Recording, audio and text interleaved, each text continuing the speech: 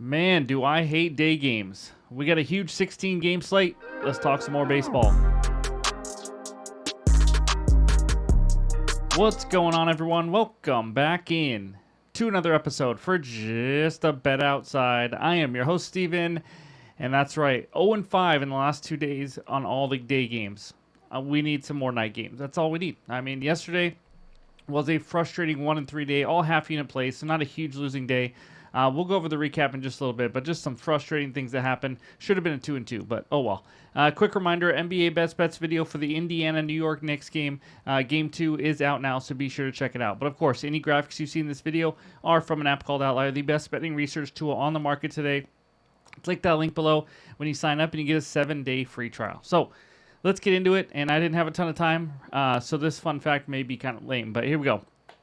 Every MLB ball is covered in mud from a secret location in New Jersey called Lena Blackburn Rubbing Mud. I mean, you're welcome.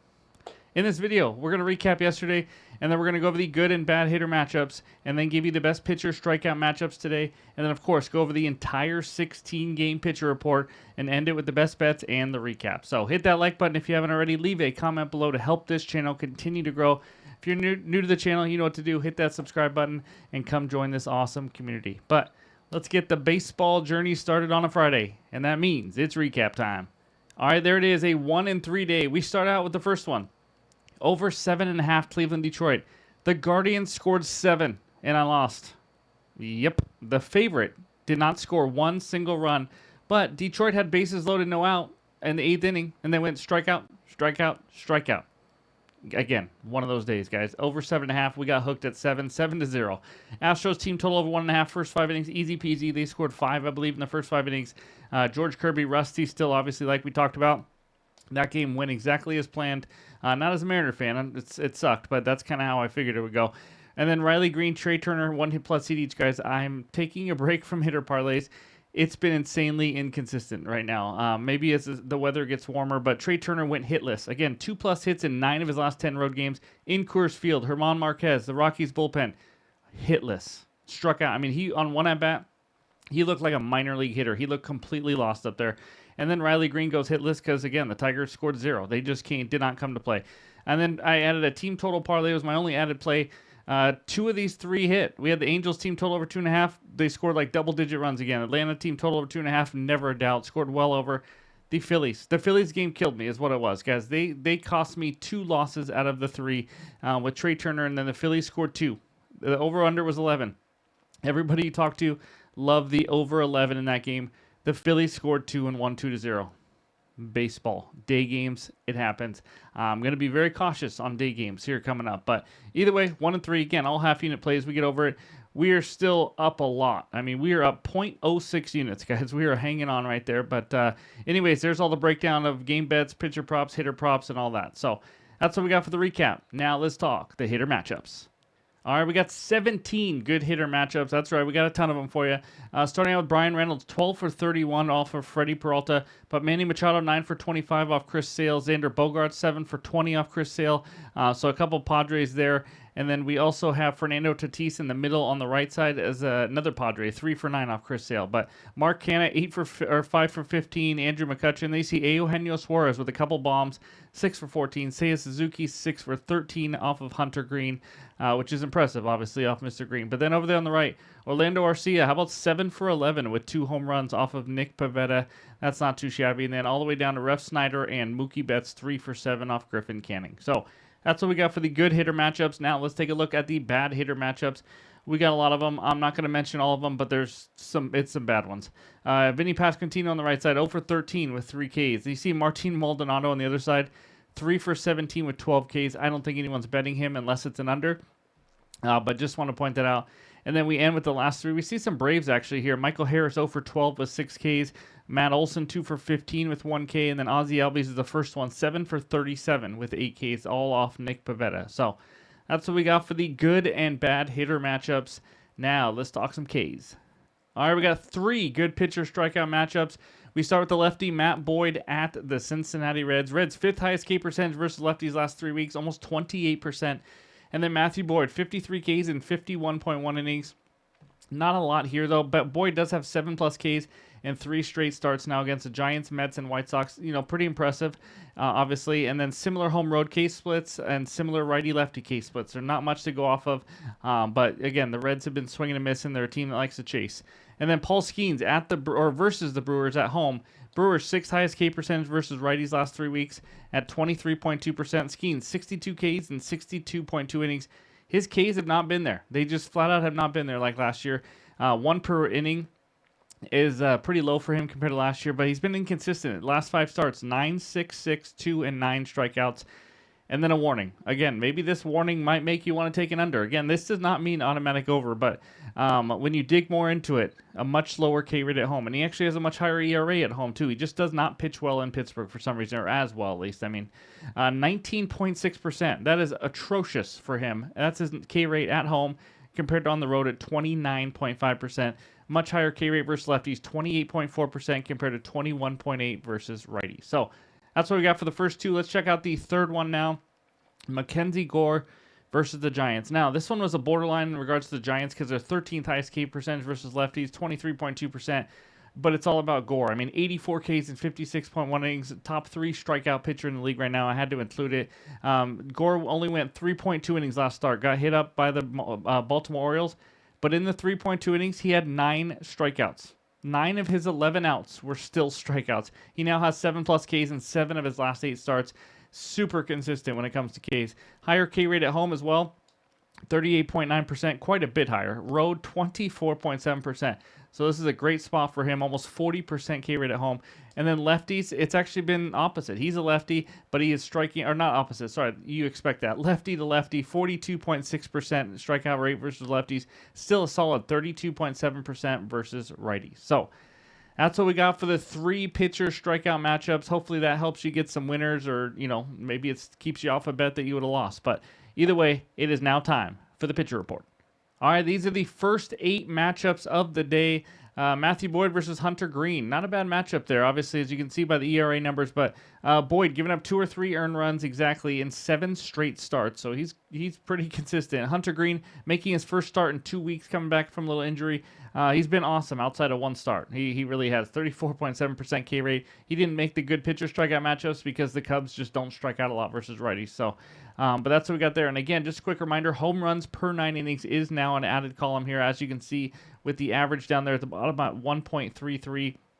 Not a ton of huge home run per 9 guys here, but as you can see, Kershaw is down there, and then we'll get to one in the next one, but Kershaw's only thrown 4 innings. We know how good he is. But Freddie Peralta, Paul Skeens, great matchup there in Pittsburgh. Skeens, Ks have been inconsistent, but still 2 or less earned runs in 8 of his 10 starts. And then Landon Rupp versus Mackenzie Gore. Gore gave up a season-high 10 hits versus Baltimore, like we mentioned last start. Then Rupp's been pretty decent his last 3 starts, honestly. He's looked like he's turned it around a little bit. And then Lauer for Toronto, probably going to just go 3 to 4 innings, so not a big deal there. And then Rasmussen broke his mini slump that he had with a good game versus Miami in his last start. And then Slade Ciccone, that's right, 5 innings pitched, only 1 start. And he gave out 5 hits and 3 earned runs versus the Reds, facing the rookie Jackson Jobe, who's been hit and miss a little bit, but he's been decent for a rookie. And then Clayton Kershaw, that's right, the man, the myth, the legend, the Hall of Famer. In his first start, he gave up 5 earned runs in 4 innings to the Angels. It wasn't pretty. Obviously, he's going to have some rust at his age with all the injuries he's had. We'll see what he can give here against the Mets and their struggling offense. But Griffin Canning has been one of the surprises of the year. 2.47 ERA, above average K rate. Just been solid all around, just limiting runs, limiting hard contact. And then Nick Pivetta versus Chris Sale. We got some really good pitching matchups today, if you can't tell. But Pivetta with his .99 whip. He did struggle in Coors Field last start, but then he bounced right back versus Seattle. 6 innings pitched with only 1 earned run allowed. And we know Sale, he's really turned it around. He just outdueled, I believe, it's Garrett Crochet in his last start. And then Tyler Mahle. If you guys don't know, he has had an unbelievable start to the season. 2 or less earned runs allowed in all 10 starts. This man just does not allow runs. It's just wild. Going up against Burke and the White Sox, he's been hit and miss all season, like a lot of White Sox pitchers. But that's what we got for the first page with all the averages. Now let's check out page 2. And we start out with Emerson Hancock versus Gusto Mucho. I have no idea what I'm saying. But Hancock, is a guy who doesn't miss bats. We've talked about 6.21 ERA, gives up a lot of hits. One of the higher home run per nines on the slate here, 1.9 given up per 9 innings. And then we got Noah Cameron of the Royals. Hasn't pitched many innings, hard to tell there, but going up against Pablo Escobar, 2.4 ERA, great expected ERA. He's looking really good so far this year. Now he's pitching at home. And then Zach Gallen of Melk versus Miles and Mikolas. Gallen has struggled lately, guys. He's given up 10 earned runs in his last 2 starts, and that's over 10.2 innings. 1 earned run per inning. Last I checked is no bueno. And then Mikolas been pretty solid this season, which is really surprising and weird to say out loud. But Clark Schmidt, 4.41 ERA going up against TBD of Colorado. It doesn't matter for TBD. Every single starting pitcher Colorado rolls out is just not a good pitcher. It just is what it is. And then Sandy Alcantara, speaking of bad pitchers, I'm not even sure he's going to stay in the majors all year. That's how bad it's been for him. 8 ERA. It's just not been good. 20 earned runs given up in his last 4 starts. That's over 18.1 innings. Over an earned run per inning. That's just, hopefully he figures it out. But obviously after that big surgery, he has not done that yet. Not missing a lot of bats. Yusei Kikuchi's been good lately. 2 or less earned runs given up in 4 straight starts now. His command finally, has gotten a little bit better. And then Zach Wheeler versus TBD of the A's.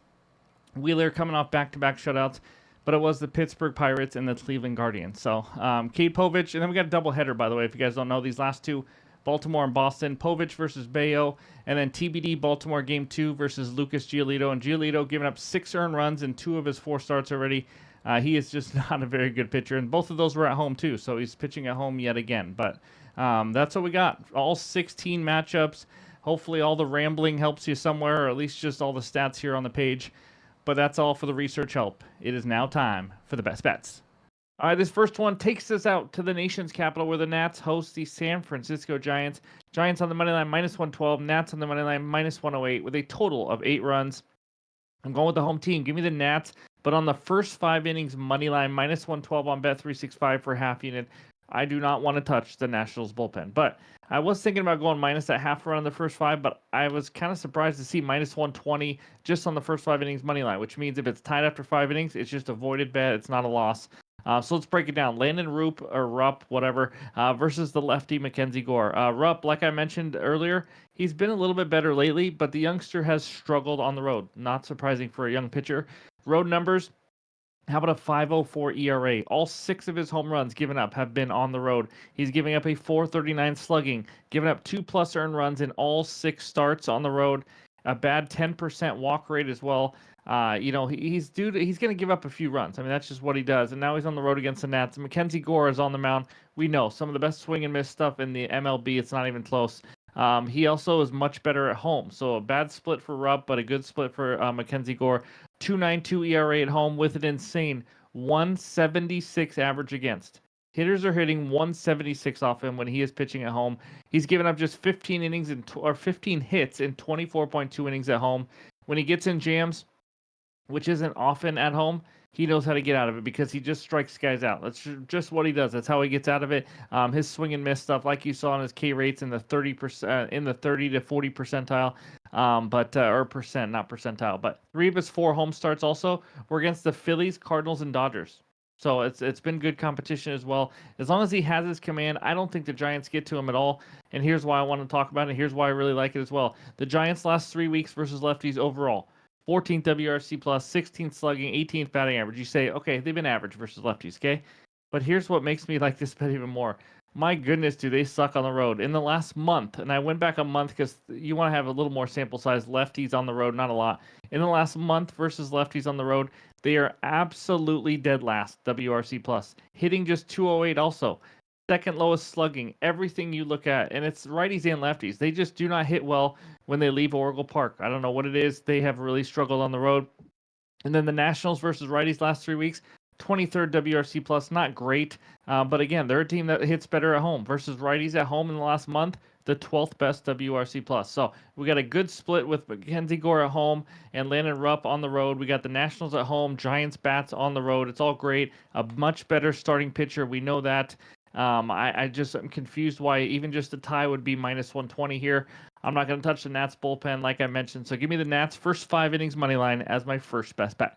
All right, this second one is another alt team total parlay. That's right. Give me the Astros team total over 2.5. The White Sox team total under. That's right, under 4.5 runs.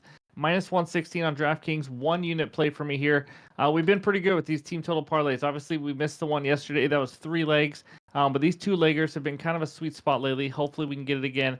So the Astros team total over 2.5. Let's talk that real quick. It's set at 4.5 right now. So I'm taking it down a couple runs, but we cashed them in the first 5 pretty easily yesterday against the Mariners, as we talked about. And one of the reasons, because they're an elite offense at home. Astros offense versus righties at home in the last month, like I said yesterday, number 2 WRC plus, slugging, batting average, anything you look at, they are top 3, top 5 offense when they're in Houston. They have the 18th most plate appearances at home in the last month versus righties, but they've scored the 8th most runs, just to kind of tell you how well they've been going. They just put up a nice easy run, 9 runs on Thursday. And then as you can see by this outlier screenshot, they have scored 3+ runs in 18 of 25 home games. They're averaging 4.64 runs per game at home, and now they face Emerson Hancock. Now, I got in on him earlier this year. He's been a little bit better, but still, he does not have swing and miss stuff. 11 walks in his last 5 starts, giving up 2+ earned runs in 6 of his 7 starts. He's good to give up at least a couple. And again, if he gives up 2 here, we just need 1 more. Hash brown math. You're welcome. Hancock rarely fools anybody as well. 7th percentile in chase rate, 26th percentile in whiff rate, 16th K rate, and also 33rd percentile in barrel rate. Doesn't miss bats, and when he hits them, that's not pretty for him. So Astros will get 2+ runs off him alone, in my opinion. It's not going to be that hard. If they have to get 1 off the bullpen, I don't think they'll have a problem with how well they swing it at home. But they have a really good chance to get 3 off of him before they even get to the bullpen. So give me the Astros team total over 2.5. And then the White Sox team total under 4.5 runs. We haven't usually used these alt under runs, but I'm changing it up a little bit. First, the weather. Mid-40s, wind blowing in. Tough hitting environment, hence the 8-run total here. It's a little lower. It looks like it might go to 7.5. The White Sox offense versus righties last 3 weeks, it's been bad. 3rd lowest WRC plus and 3rd lowest batting average, hitting 214. 2nd lowest ISO power. I mean, they just do not have power at all. Bottom 10 walk rate, it's just all around not good. Not a surprise, it's the White Sox, but Chicago has scored 4 less runs in 76% of their games this season, averaging just 3.28. It is a lot for them to get to 5 runs. Now they face one of the best starting pitchers in limiting runs in the league. I don't know how long he can keep this up, but he has looked really good. Tyler Mahle, like I said earlier, giving up 2 or less earned runs in every single start this season. It's insane to me. A big reason, though, 83rd percentile on hard hit rate. He is great at getting weak contact from the hitters. He's not a guy who's going to blow people away. He's not striking out 8 a game or anything like that, but he uses his pitch mix, and he's a veteran. He knows how to, and he's got good command. He keeps hitters off balance. So I expect 6+ innings here from him, and then follow that up with a pretty rested Rangers bullpen. Not saying they're great or anything, but again, I think they'll be fine for a couple innings. They used Milner for 11 pitches, I believe, yesterday, and some other pitcher for 16. It wasn't that big of a deal. So Eovaldi gave them 7 innings yesterday, which is why their bullpen is rested. But I like this one. I don't think the Astros score many runs. I actually like the under 8 in the full game as well. But give me the Astros team total over 2.5, the White Sox team total under 4.5, and that's my second best bet. All right, this third one takes us out to Pittsburgh, where they have a beautiful stadium and an ugly team. Pirates host the Milwaukee Brewers. Pirates on the money line minus 126. That's right. Brewers money line plus 108 with a total of 7 runs. I mean, what are we doing? Why are the Pirates favored over a decent team? Let's talk about it. Brewers money line is my best bet. Plus 108 on FanDuel. Half unit play for me here. I really don't understand this line. The Pirates are poop. They are. They're just poop. We have 2 solid starting pitchers, Freddie Peralta versus Paul Skeens. I know you're thinking, well, Paul Skeens is on the mound. That's why they're the favorite and everything. Well, guess what? Paul Skeens has made 10 starts this year. Guess what the Pirates' record is? 3-7. Why, you ask? Because the Pirates are poop. That's just what they are. Freddie Peralta versus Skeens. Both have similar ERAs. Very similar expected ERAs. Almost identical K rates. Almost identical hits per 9 innings. It's not like these two pitchers have been a lot different. Skeens is not as good as he was his rookie season. Like I said, he's not missing as many bats. The only thing Skeens is better is he has a little better command. His walk rate is 2% lower. But Skeens is at home, like we talked about. He has struggled at home since last year. This year so far at home, a 4.13 ERA. A 4 ERA at home, and this guy is getting way too much respect, I believe. Giving up all 4 of his home runs at home as well. 422 slugging at home compared to 228 slugging on the road. For some reason, he doesn't like pitching in Pittsburgh, and that's not just in pitching in general. That's his future too. He probably will not be there long. But anyways, Freddie Peralta on the road. He's also been a little bit worse on the road, but still just under a 4 ERA, 3.98 ERA on the road. So, I mean, and then I'll talk about that in a second, but offenses, both of these offenses have sucked the last 3 weeks. There's no doubt about it. I mean, bottom 5 WRC plus for both of them. Pirates have scored 4 or fewer runs in 44 of 51 games. I mean, it is practically, I'm not going to use the L word, LOCK, but for them to get 3 runs or less. I mean, that's just what it is. Maybe 4 if they're just feeling really feisty. But overall here, in my opinion, we are getting an even starting pitcher matchup with Skeens at home, Freddie Peralta on the other side, and then we have offenses. I trust the Brewers more. Even though lately they've struggled, they've shown flashes this year where they can actually score and hit the ball well. The Pirates have not. They are just, well, they're poop, is what I pretty much say. But even with that, I have a Brewers team that actually knows how to win games. I mean, they're around 500. We have a Pirates team and franchise that just finds ways to lose. I mean, their record is horrendous for a reason. I'm getting the overall better team at plus money. I got to take a chance. Again, it might be one of those 3-2 type of games, and hopefully we're on the right side. But at plus money, I really just think there's a little too much respect going towards Paul Skeens and the Pirates right here. So give me the Brewers on the money line as my third and final best bet. And that's what we got for today. Take a deep breath. But before we get out of here, let's check out the recap. All right, there it is. The 3 best bets so far. Give me the Nats on the first 5 innings money line at minus 120 for a half unit, and then the 1 unit play: Astros team total over 2.5, White Sox team total under 4.5, minus 116, and then the Brewers on the money line plus 108 on FanDuel for a half unit. Thank you guys for watching as always all week long. I appreciate the support. If you haven't already, hit that like button. But hope you guys enjoy some baseball. Have a great Friday and weekend, and we'll talk to you soon.